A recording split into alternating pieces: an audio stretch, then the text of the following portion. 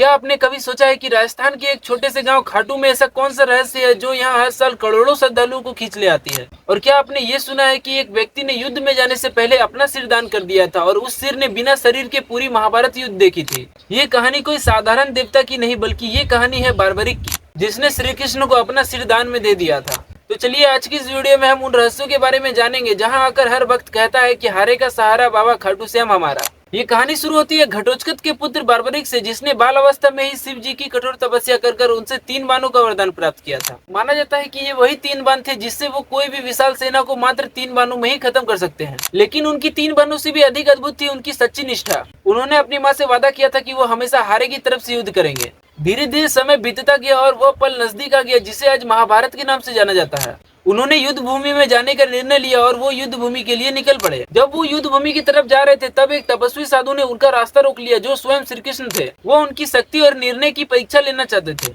उन्होंने उनसे पूछा कि तुम कहाँ जा रहे हो? तभी बार्बरिक ने बताया कि मैं युद्ध भूमि में जा रहा हूँ और मैं उसी पक्ष में लड़ूंगा जो हार रहा होगा।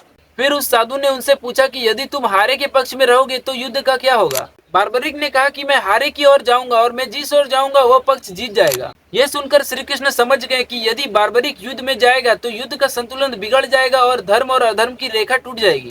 तभी श्री कृष्ण ने उन्हें एक चुनौती देते हुए कहा कि यदि तुम इतने पराक्रमी हो तो तुम इस पेड़ के सभी पत्तियों को एक बाण से भेद कर दिखाओ। उन्होंने अपने बाण से सभी पत्तों को भेद दिया था, लेकिन एक पत्ता बच गया था जिसे श्री कृष्ण ने अपने पैरों के तले दबा रखा था। वो बाण उस पत्ती को ढूंढते हुए श्री कृष्ण के पैरों के पास आकर रुक गया। फिर बार्बरिक ने कहा कि आप अपना पैर हटा लीजिए वरना आपका पैर जख्मी हो जाएगा। अब उन्होंने दूसरा और आखिरी परीक्षा लेने का निर्णय लिया। उन्होंने कहा कि क्या तुम मुझे एक दान दे सकते हो? बार्बरिक ने कहा कि मैं आपको जरूर दान दूंगा और आपकी सभी इच्छाओं को पूरा करूंगा। फिर उस तपस्वी साधु ने कहा कि क्या तुम अपना सिर मुझे दान में दे सकते हो? ये सुनकर बार्बरिक समझ गया कि ये कोई आम साधु नहीं है। उन्होंने कहा कि हे साधु, कृपया आप अपने असली रूप पर आएं। तभी श्री कृष्ण अपने असली रूप पर आए और ये देखकर बार्बरिक ने समझा कि ये कोई साधारण युद्ध नहीं बल्कि धर्म और अधर्म का युद्ध है।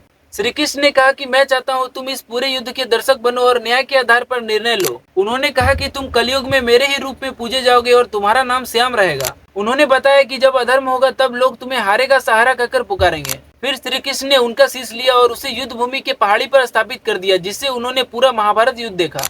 उन्होंने उस शीश को अमृत से स्नान किया और इसी प्रकार जन्म हुआ राजस्थान के खाटू श्याम का। तो अगर आपको ऐसी इंटरेस्टिंग वीडियोस देखना पसंद है तो चैनल को सब्सक्राइब जरूर कर लेना।